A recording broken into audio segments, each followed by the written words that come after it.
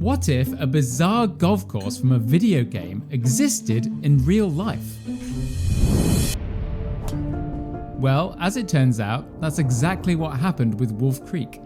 Featured in a Tiger Woods video game, many thought it was some crazy track that a programmer had just made up, only to find out that it actually does exist in Mesquite, Nevada, not far from Las Vegas. With tee boxes on cliffs, greens with more slope than a ski resort, and almost every hole being risk-reward, fantasy was in fact reality.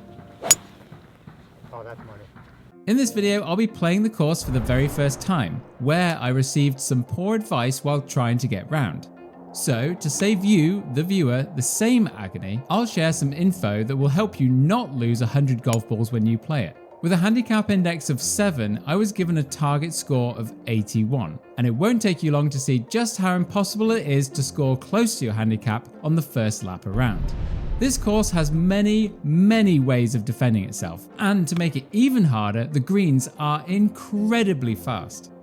Fortunately, the practice green is the exact same pace as on the course, so you won't be surprised when you roll your first putt 10 feet past the hole. And the driving range offers complimentary balls to get your swing feeling comfortable. All in all, I'd rate these practice facilities, even with no chipping area. You'll also be asked to sign a liability waiver before you start, due to the sheer steepness of all the cart paths, and their proximity to the edge of many cliffs. Now, what you're about to see is a truly unconventional golf course, an experience that is going to take you on a roller coaster of emotions, which is precisely how it's going to go for me. Playing here during the winter, the tee times were set up so that you either start on the 1st or the 10th, so we'll actually be playing the 9s in reverse today. My first shot goes completely to plan, heading straight at my target down the middle. I would end up in a fairway bunker though, where I just try to advance the ball towards the green, which leaves a straightforward pitch on, before giving myself unrealistic expectations of scoring well by rolling in my par putt. The 11th is unlike any hole you'll have seen in your life. Playing 140 yards right down the valley, the green grass juxtaposes the sandy peaks beautifully. I guess I misjudged the wind a bit off the tee and I've come up short, but I would almost hole out the 8-iron bump and run. Tapping in for another par, I start looking for a phone number to call the PGA Tour. But just one hole later, reality slaps me squarely in the face when I'm convinced I've got a lot more room before the water. But no, Paul, no you don't. Probably don't take driver here and aim much further right than you think, because the whole fairway feeds down to the lake and balls will drown. Dropping on the steep slope, I shank it into the hill that's on the right of the fairway, then hit what was a dramatic hook into this bunker, all before doing this. Now that flag hit probably did help a little bit, and I take 2 putts to close out a solid double bogey. When you play this course on a video game, it's pretty easy to drive the green. But as I'm not a computer program, I hit the safety hybrid into a pretty ideal position. This second shot is so much steeper than it looks here on camera, and I end up short right of the green. You might well have seen this green doing the rounds online, because your ball, with just the slightest touch, will run from the top of the green all the way down to the bottom and off the front. I tapped this thing so gently, and look how far past the hole it's gone. But a bogey on this one did feel like I was cheating death just a little bit. Okay, pause here. Now, see this bunker? It's the only one I could see from the tee. One of the guys playing with me told me to aim right of the second bunker, so I did. But I didn't know that I was actually looking at the third bunker. So my tee shot landed way short and rolled down the valley into Death Town. It was suggested that I'd be able to find it, but with no luck, I ended up just dropping laterally, and my third shot turns out to be one of the best of the day. I tried the hybrid bump and run, but I was very much in jail on that slope, and I walk off this hole with another double. This course really is just one unreal hole after another. Trying to fathom just how much elevation change you have to deal with is tough, and I ended up at the back of the green. Thinking I wasn't hitting this putt hard at all, I sent it a country mile past the hole, which guaranteed me a juicy 3-putt. Line choice on the 16th isn't rocket science, but I'm no brain surgeon either. Slicing the first one way off into the unknown, my second shot stays just about in play and ends up in a fairway bunker. While I let this full meltdown play out, including 2 shots from the same bunker here, I started to get defeated. I really should have just laughed my whole way round here, but at the time I had made so many improvements to my game, I was really keen to show my pal Jason just how well I've been playing lately. But this is not the course to do that on, so please give up like I should have done. It had been a very long time since I had a quad on my scorecard. Epic par 5 now, and this is one of the holes where you can't believe someone actually made this place a reality. Missing the fairway, I could at least still lay up, and I hit the layup with a really nice strike of the ball, which gave me a bit of confidence. Can you believe it? I've hit a green in regulation. The birdie putt was likely on the right line here, but pace must surely be impossible for everyone like myself, an average player, to figure out on the first visit. I'll hole out and take this par to the bank. Some poor weight transfer on the 18th tee makes me nervous, but I've got lucky and it's gone where I wanted it to. Maybe I should try the Scotty Scheffler method from now on. My approach shot ends up pin high, but I've pulled it left onto the fringe. Not quite the lag putt of dreams here, but there was a ton of break on this one. The threat of your ball rolling off any green at any moment is so real, I'm nervous for every single putt that's like this. But I've managed to link 2 pars in a row to close out my first 9. Oh my god, it's 2 pars in a row and I've got my rangefinder back.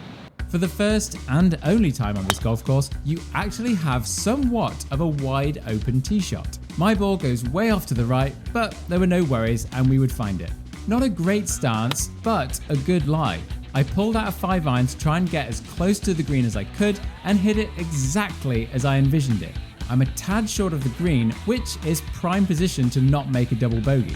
I bumped up an 8-iron special, leaving myself a real birdie chance. But this is also golf, so why would this go on? You know what? Pars are great, they truly are. Couldn't find that number for the tour anyway. This tee shot is everything to me. If it were up to me, I'd have 18 holes of this. I aimed to hit a hybrid over that peak where the tracer shadow has gone, and we all thought it was absolute money.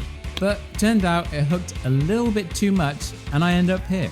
For some reason, I'm a far better golfer when I have an impossible shot compared to something simple like being in the middle of the fairway. And I heroically get this thing onto the fringe. The lag putt is as good as a present from Santa at Christmas, but I couldn't turn it into a par. But, who cares? I threw the drone up for the third, but couldn't get the tracer to work. Sorry, my bad. Maybe the hardest par 3 I have ever and will ever play. Ending up in the back bunker, what happened next is Wolf Creek in its truest form.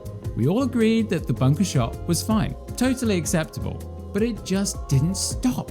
Do not do it. What are you doing? I even had time to rig the bunker, then get out of it and pick up the camera to carry on filming where this ball was going. I swear. How did that just happen? What? And just as a little bonus, I treated myself to duffing shot number 3. On reflection, I probably should have just written down the triple bogey before I even put the ball on the tee. A potentially reachable par 4 here, but I decided to pull the safety hybrid and not lose another golf ball. Despite feeling like I put a nightmare swing on it, the ball bounced the right way, but left me a tricky stance. Tried to play this off the slope on the left of the green, but the rough was too thick for it to roll down. I couldn't do anything with the trip, and I will scurry back to the car with a bogey.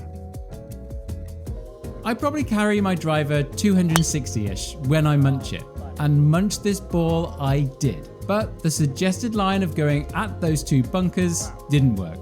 I came up short and that ball was not going to be findable. I ended up just dropping one laterally or something, I don't know, because at this point I had truly been broken by the course. I ended up with a nice snowman 8 on this hole, so I can only recommend you don't take the line I did off the tee and just play it as 3 shots. That hill up to the green is steep. After watching the guy that knew this course hit his driver, I obviously just pulled out mine as well. But as I watched the ball splash into the water on the other side, I finally started to laugh. What he didn't tell me was that he wasn't trying to hit a full shot at all. After a penalty drop, I pushed my approach shot right of the green, leaving myself this nightmare chip. The first putt was actually pretty good. I read the break well and it rolled just past the hole. This is another double, but I was about to get on a roll for the last 3 holes. Loved the tee shot on the 7th, but not the easiest thing to get a good camera angle for. My 6-iron was placed perfectly in the middle of the fairway and I had an easy approach to the green. This pitching wedge shot was likely a favourite of the day, and I found comfort in the fact that somewhere, deep down, I did actually know how to hit a golf ball and life wasn't over as I knew it. Birdie would have been nice, but pars are basically the same thing here. This is the most epic par 3 from my dreams. It looks so impossible to hit this green from the tee. I managed to hit a 5-iron not out of bounds, and in fact, it's hit the flipping green. Parring this hole was my best performance of the day, easily, and I'll remember this 2-putt probably forever. The 9th hole might be the most simplest of them all. Compared to the rest of them, it's almost flat.